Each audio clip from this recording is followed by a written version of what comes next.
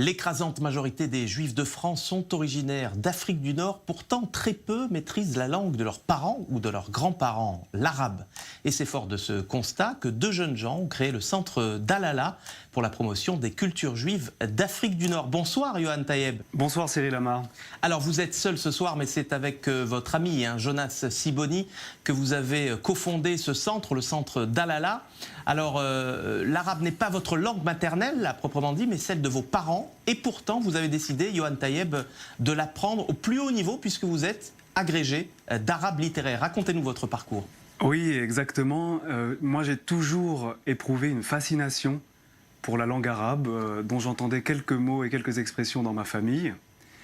Et lorsque j'ai eu une vingtaine d'années, j'ai décidé d'apprendre l'arabe à l'université en France, mais également l'hébreu, parce que j'ai toujours envisagé l'apprentissage de ces deux langues de manière conjointe. Et je me suis pris de passion pour l'arabe. J'ai vécu dans différents pays arabes jusqu'à effectivement devenir aujourd'hui professeur d'arabe.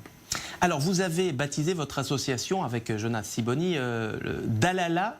C'est un vocable arabe, donc, qui signifie quoi au juste? Alors, Dalala en arabe, ça veut dire guidage ou guidance.